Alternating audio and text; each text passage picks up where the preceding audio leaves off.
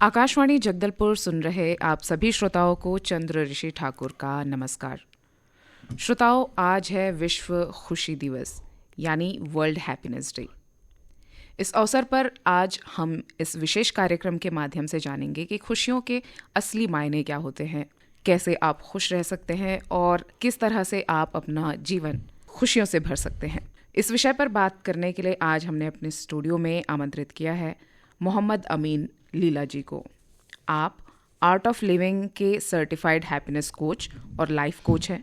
आपको आध्यात्मिक क्षेत्र और इलेक्ट्रॉनिक मीडिया में 20 वर्षों का अनुभव है। वर्तमान में आर्ट ऑफ लिविंग के राज्य शिक्षक समन्वयक और मेडिटेशन के अंतर्राष्ट्रीय प्रशिक्षक हैं। सर्टिफाइड योगा और वेलनेस ट्रेनर भी हैं। आपने एडवर्टाइजमेंट में मास्टर्स किया है। अब तक इनके द्वारा विभिन्न वर्गों के 400 से ज़्यादा शिविर, जिसमें करीब 20,000 लोगों को प्रशिक्षित किया गया है। आपने करीब 2,000 जवानों को भी प्रशिक्षित किया है और भारत के साथ साथ आपने बांग्लादेश में भी योगा मेडिटेशन से जुड़े शिविर लिए हैं। तो सबसे पहले तो आपका हम आकाशवाणी के स्टूडियो में स्वागत करना चाहेंगे। बहुत बहुत धन्यवाद आपका। क्योंकि आज वर्ल्ड हैप्पीनेस डे है, खुशी के मायने आपके लिए क्या हैं? सबसे पहले तो हमारे सभी श्रोताओं को खुशी दिवस की बहुत सारी शुभकामनाएं। मेरे लिए खुशी, जब मैं दूसरों के लाइफ में परिवर्तन लाता हूं, तब मुझे खुशी मिलती है। ये व्यक्तिगत रूप से मेरी परिभाषा है खुशी की। जी जी। वैसे आपको क्या लगता है कि वर्ल्ड हैप्पीनेस डे आज 20 मार्च को हम मना रहे हैं, इसको मनाने की ज़रूरत क्यों पड़ी, क्यों मनाया जाता है ये? देखिए, पूरी दुनिया में लगातार जो है वो अग्रेशन और डिप्रेशन जो है वो लगातार बढ़ रहा है और तनाव ने लोगों को जकड़ लिया है। तो मुझे लगता है वही एक मात्र कारण है कि मेंटल वेलबींग के लिए और हैप्पीनेस का दिन सेलिब्रेट करने की ज़रूरत पड़ रही है। जी जी जी। अभी 2024 में ही एक आंकड़ा आया था जिसमें वर्ल्ड हैप्पीनेस इंडेक्स निकाला गया था जी। उसमें भारत 126वें स्थान पे था। तो भारत इतना पीछे क्यों? ये एक बहुत अच्छा टॉपिक आपने उठाया। देखिए, भारत जो है आज भारत की तरफ पूरी दुनिया मेंटल वेलबींग के लिए देख रही है, क्योंकि भारत के पास जो स्पिरिचुअलिटी है, भारत के पास जो मानवीय मूल्य है, उससे पूरी दुनिया में लोगों को परिवर्तन आ रहा है। लेकिन कहते हैं ना, दिया तले अंधेरा। अभी भी मुझे लगता है भारत में ही हमारा जो प्राचीन पद्धतियां हैं तनाव मुक्त होने के लिए या खुश रहने के जो तरीके हमारे भारत के द्वारा सिखाए जा रहे हैं, वो अभी भी अपनाए नहीं जा रहे हैं। तो अवेयरनेस की अभी भी कमी है भारत में। मुझे लगता है जैसे जैसे हमारी खुद की चीज़ें हमारे भारत के लोग ही अपनाने लगेंगे, तो ये जो आप बता रहे हैं 126वां जो हमारा रैंक है, ये थोड़ा और अच्छे स्तर पे आ जाएगा। जी। वैसे अगर हम खुशी को मापना चाहें तो उसके पैमाने क्या होने चाहिए? देखिए, आप कितने शांत हैं, आप कितने लविंग हैं, आप कितने सकारात्मक हैं, कितने कॉन्फिडेंट हैं और आपके प्रेजेंस में लोग कैसा अनुभव करते हैं। ये बेसिक कुछ ऐसी चीज़ें हैं जिसके ज़रिए आपको पता चलता है कि आप कितने खुश हैं, कितने पॉजिटिव हैं अपनी लाइफ में। तो आप खुद नहीं नाप सकते, आपके आसपास के जो लोग हैं वो बता सकते हैं कि आपकी वाइब्रेशंस कैसी है, आपकी एनर्जी कैसी है, आप कितने पॉजिटिव हैं। जी जी। वैसे तो आजकल भाग दौड़ बहुत ज़्यादा बढ़ गई है। रोज़मर्रा में हम इतने व्यस्त रहते हैं कि हम खुद को भी समय नहीं दे पाते हैं। खुश रहना बहुत ज़्यादा चुनौतीपूर्ण हो गया है। तो कौन कौन सी चुनौतियाँ ऐसे आम इंसान के आड़े आती हैं कि वो खुश नहीं रह पाता? देखिए, सबसे पहली बात तो है स्ट्रेस, तनाव।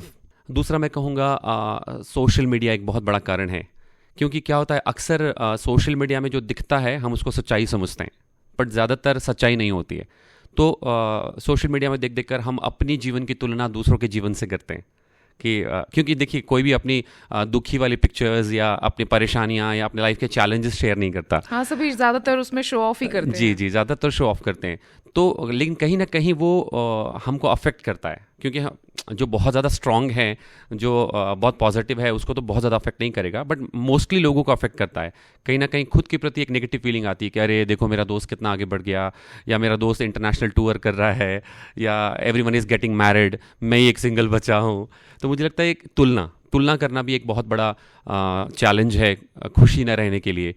और इसके अलावा बहुत सारे और भी व्याधियां हैं, जैसे कई लोगों को शारीरिक इश्यूज़ हैं, हेल्थ इश्यूज़ हैं, कई लोगों को फाइनेंशियल इश्यूज़ हैं। तो ऐसे कुछ चैलेंजेस हैं जिसकी वजह से इंसान खुश नहीं है। तो मुझे लगता है कि अगर इसको ऑपोजिट अगर हम बात करें कि खुश कैसे रहना है, तो मुझे लगता है सबसे पहले तो हमको ऊपर वाले ने हमको जो दिया है, whatever we have in our life, that we need to count. जैसे मैं कह रहा था कि हर इंसान की ज़िंदगी अलग अलग है, तो आपको ये देखना पड़ेगा कि आपके लाइफ में क्या क्या है, आपके पास ऐसी कौन कौन सी चीज़ें हैं जिसके प्रति आप ग्रेटफुल हैं, तो automatic you will be happy, आप खुश रहेंगे।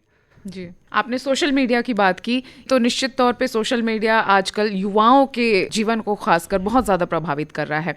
लेकिन एक व्यक्ति समाज में रहता है, समाज भी किसी ना किसी तरह से एक व्यक्ति के जीवन को प्रभावित करता है, उसकी खुशियों को प्रभावित करता है। तो समाज किस तरह से खुशियों को प्रभावित करता है और हम उससे कैसे कोप अप कर सकते हैं? देखिए, निश्चित तौर पे जैसे अगर आपकी फैमिली में कोई एक व्यक्ति दुखी है तो कहीं ना कहीं वो सबको इफेक्ट करता है। तो आप ये नहीं बोल सकते कि मैं ही खुश रहूँगा। तो जैसे आपने बोला कि समाज के आसपास का माहौल भी बहुत ज़्यादा प्रभावित करता है। तो आज समाज में आप बहुत सारी कुरीतियाँ देख रहे हैं, लोग बहुत सारी महिलाएं हैं जो डोमेस्टिक वायलेंस के शिकार हैं, बहुत सारे लोग नशे में हैं, करप्शन है, फिर इतने न्यूज़पेपर्स में या सोशल मीडिया में हम लगातार खबरें सुनते हैं दंगों की, या जैसे अभी कल कहीं आप देख लीजिए जो नागपुर में जो हिंसा वगैरह चल रही है। तो कहीं ना कहीं वी आर ह्यूमंस, हम इंसान हैं। तो दूसरों का दुख देखकर हमको तो दुख होता ही है ना, तो प्रभाव तो पड़ता ही है। और यही मुझे लगता है एक अच्छे मानव की निशानी है, जो दूसरों का दुख आप देखते हैं और आपको अगर तकलीफ हो रही तो इट मीन्स अभी भी आपके अंदर इंसानियत जिंदा है। तो इसीलिए कहते हैं ना कि हमको जिम्मेदारी लेनी पड़ेगी। सिर्फ अपने आप को तो खुश रखना ही है, साथ में अपने आसपास के लोगों के लिए भी हमको रिस्पॉन्सिबिलिटी लेनी पड़ेगी कि हम ऐसा क्या करें कि दूसरों के लाइफ में भी खुशियाँ आएँ। जी, और समाज में अगर हर व्यक्ति इस तरह से जागरूक हो जाए तो खुशियाँ खुद ब खुद फैलेंगी। वैसे भी खुशी जो है वो एक इमोशन है, और कई बार हम अपने इमोशंस पे कंट्रोल नहीं कर पाते हैं। कभी हम चाहते भी हैं खुश रहे, लेकिन जो नकारात्मक भावनाएं हैं वो ज़्यादा हावी हो जाती हैं। तो व्यक्ति पर्सनल लेवल पे इससे कैसे आगे निकल सकता है? देखिए, सबसे पहले तो ये हमेशा मुझे खुश रहना है ये ड्रॉप करना पड़ेगा। ये हमेशा वर्ड है ना, यही हमको खुश रहने नहीं देता। देखो, लाइफ है तो चैलेंजेस भी होंगे। आप अगर हमेशा आप जीतोगे नहीं, कई बार आप हारोगे भी। हमेशा आप हेल्दी तो नहीं रहोगे, कई बार अनहेल्दी भी रहोगे। तो मुझे लगता है we need to move with the flow. जैसा जीवन चल रहा है उसको उसी संपूर्ण वे में उसको अपनाना। और खुश रहने के लिए मुझे लगता है बहुत सारे और भी टिप्स मैं दूंगा। जैसे सबसे इंपॉर्टेंट है हमको अपने एनर्जी लेवल्स को हाई रखना है, क्योंकि कहीं ना कहीं देखो जिसके अंदर एनर्जी हाई रहती है ना तो उसका स्टेट ऑफ माइंड हैप्पी रहता है। तो आपको एनर्जी लेवल्स अपने हाई रखना है। एनर्जी लेवल्स आप कैसे हाई रख सकते हैं? अपना भोजन पे थोड़ा सा ध्यान देके, और अपना स्लीप पैटर्न जो है अच्छे से भरपूर नींद लें। इसके अलावा थोड़ा सा ब्रीदिंग टेक्निक्स, योगा, मेडिटेशन, ये सबको इम्प्लीमेंट करें अपने लाइफ में। या आप जिमिंग, स्विमिंग, या आप वॉकिंग कर सकते हैं, या प्रकृति के साथ रह सकते हैं। इसके अलावा अपने मन को खुश रखने के लिए आपको जो चीज़ें आपको पसंद है आप उसके लिए समय निकालें। जैसे कई लोगों को पोइट्री करना अच्छा लगता है, भले आप जॉब में हो, दैट इज़ फाइन, क्योंकि अर्निंग के लिए हमको एक सोर्स तो चाहिए। लेकिन उसके अलावा अपनी हॉबी के लिए कुछ समय निकालें। जैसे आपको सिंगिंग पसंद है, कोई अप्रिशिएट करे ना करे, आप हो सकता है आपका गला अच्छा नहीं है, फिर भी आपको अगर सिंगिंग पसंद है तो उसके लिए आप समय निकालिए। कई लोगों को डांसिंग बहुत पसंद है, आप उसके लिए, नृत्य के लिए समय निकालिए। तो अपने शौक के लिए समय निकालें, क्योंकि मुझे लगता है कि the sign of success is happiness. सफलता की निशानी ही खुशी है। क्योंकि आप कुछ भी हम करते हैं ना, देखो ना आप लाइफ में, आप जॉब कर रहे हैं या आपके कुछ डिज़ायर्स हैं, कुछ इच्छाएं हैं, उसके पीछे क्या है? अगर आप शांत मन से देखोगे तो उसके पीछे खुशी है। हम कुछ भी करते हैं ना, उसका लक्ष्य है खुशी। तो आप सब कुछ है आपके पास, आपके पास अच्छी जॉब है, अच्छी इनकम है, यू हैव एवरीथिंग, लेकिन आप खुश नहीं हैं, तो आप इसको सफलता बोलेंगी क्या? नहीं। या आपके पास कोई अपना नहीं है जिसके साथ आप अपनी खुशी शेयर कर पाए, तो आप इसको सफलता बोलेंगी क्या? नहीं। आपके पास अच्छी नींद नहीं है, क्या ये सफलता की निशानी है? नहीं। तो सक्सेस की निशानी मुझे लगता है चेहरे पे मुस्कुराहट हो और मन में खुशी हो। जैसे हम खुश हैं लेकिन आसपास के लोग खुश नहीं हैं, तो जब हम उनसे बात करते हैं वो फ्रस्ट्रेशन हम पर निकाल देते हैं, या फिर अपनी एंग्जाइटी, या फिर उनके अंदर जो भी नकारात्मक चीज़ें भरी हुई हैं, भावनाएं भरी हुई हैं, वो हम पर निकाल देते हैं। तो एक रिश्तेदार होने के नाते अपने प्रियजनों को आप किस तरह से खुश रख सकते हैं? उनकी जो भावनाएं हैं उसे कैसे शांत कर सकते हैं आप? देखिए, सबसे पहले तो मेरी खुशी मेरी जिम्मेदारी। आपको अपने मन को खुश रखने की जिम्मेदारी लेनी पड़ेगी, क्योंकि आप खुश होना तो आप खुशी बिखेरोगे। समझ में आ रहा है? हमारे भीतर जो होता है ना, हम वही स्प्रेड करते हैं। तो जो आपने जो बताया, लोग फ्रस्ट्रेशन निकालते हैं, नेगेटिविटी निकालते हैं, वो एक प्रकार से बीमार हैं। देखिए, जो शारीरिक बीमार है उसको तो हम हॉस्पिटल में एडमिट करवा देते हैं, लेकिन एक और प्रकार की बीमारी है जो है मानसिक स्वास्थ्य, यानी मानसिक रूप से वो बीमार है। तो कुछ नहीं, वो अपना फ्रस्ट्रेशन हम पे निकालते हैं। उनको जो मिलेगा ना, हम कहते हैं ना, हम सामने मिल गए तो हम पे निकाल देते हैं। तो मुझे लगता है ये उनका उनका प्रॉब्लम है। क्योंकि हम किसी को टॉक्सिक लेबल नहीं कर सकते कि ये नकारात्मक है, ये व्यक्ति अच्छा नहीं है, क्योंकि हर इंसान के लाइफ में कुछ ऐसा समय आता है जिसमें वो लो फील करता है। जैसे अगर आप अपने व्यक्तिगत जीवन में देखें, मैं अगर देखूं, तो हमारे जीवन में भी कुछ ऐसे क्षण आए, तो सिर्फ उसी के आधार पे हम किसी को लेबल नहीं कर सकते कि ये व्यक्ति नेगेटिव है या इससे हमको दूर रहना है। तो ऐसे व्यक्तियों का हमको मदद करना है, उनको हम रास्ता बताएं कि कैसे वो अपने इस मनोभाव से बाहर निकल सकता है। तो एज ए अच्छा रिलेटिव या एज ए अच्छा फ्रेंड हम सुन सकते हैं, क्योंकि आज सबसे बड़ी दिक्कत क्या है ना, एवरीवन इज सो बिजी, किसी के पास समय नहीं है। तो मुझे लगता है कि किसी को समय देना और उनके मनोभावों को सुनना, उनकी फीलिंग्स को सुनना भी एक बहुत बड़ा सर्विस है आज के डेट में। इससे भी कई लोगों को बहुत अच्छा फील होता है। ये तो आपने सही बात कही। अगर कोई हम पे अपनी फ्रस्ट्रेशन निकाल रहा है, हम पे अपनी नेगेटिविटी निकाल रहा है, तो उनसे थोड़ा बात करें, काम डाउन होए, उन्हें भी काम डाउन करें और उनकी मदद करने की कोशिश करें। वैसे आपकी दिनचर्या कैसी होनी चाहिए जिससे आप अपना एनर्जी लेवल भी हाई रख सके और हमेशा प्रयास कर सके कि खुश रहें? मुझे लगता है लाइफस्टाइल, एक सकारात्मक लाइफस्टाइल हम कह सकते हैं। आज वो कैसी होनी चाहिए? जैसे एक तो अच्छा नींद ले हम, जैसे रात को जल्दी सो जाएं, अगर 10 से 11 के बीच में सो जाए तो बहुत अच्छा है, और अर्ली जल्दी हम उठ जाएं। उसके अलावा मॉर्निंग में आधा पौन घंटा या 1 घंटा, मतलब जैसा आपके पास समय है उसके आधार पे अपने लिए समय निकालें जिसमें आपको अच्छा लगता है। जैसे योगा, मेडिटेशन, जैसे मैंने कहा, मेडिटेशन के लिए समय निकालें, या एटलीस्ट घूमने चले जाएं, वॉकिंग करने के लिए, या प्रकृति के साथ रहें। फिर सही समय पे भोजन करें, और जो भी हम कार्य कर रहे हैं ना, जो भी हम कार्य कर रहे हैं उसमें अपना 100% रहें। हम क्या करते हैं ना, हम आधे अधूरे मन से सारी चीज़ें करते हैं। मुझे लगता है इसके लिए परफेक्ट एग्जाम्पल मैं दूंगा बच्चों का। अब बच्चों को देखो ना, बच्चे जो भी करते हैं दे आर 100%। वो खेल रहे हैं तो पूरी तरीके से तन्मयता से खेल रहे हैं, जब वो भोजन कर रहे हैं तो पूरी तन्मयता से भोजन कर रहे हैं। Getting what I am saying? या आप उनको लड़ते हुए भी देखिए, जब दो बच्चे आपस में लड़ाई कर रहे होते हैं तो कितनी तन्मयता से वो लड़ते हैं, दोनों एक दूसरे का बाल खींच रहे होते हैं, नोच रहे होते हैं, और अगले ही पल आप देखो थोड़ी देर के बाद वो आपस में मुस्कुराते हुए फिर से खेल रहे होते हैं। तो मुझे लगता है children are the best example. तो इस तरीके से, और फिर जो आपका कार्य है 10 से 6 का, जो मोस्टली लोगों का जॉब होता है, उसमें अपना 100% दें। उसके बाद फिर वापस जब आप घर जाते हैं तो ऑफिस का जो क्लेश है, ऑफिस की जो चीज़ें, वो अपने मन पे अफेक्टेड ना हो। फिर आप अगर परिवार के पास हो तो पूरी तरीके से परिवार के पास रहें।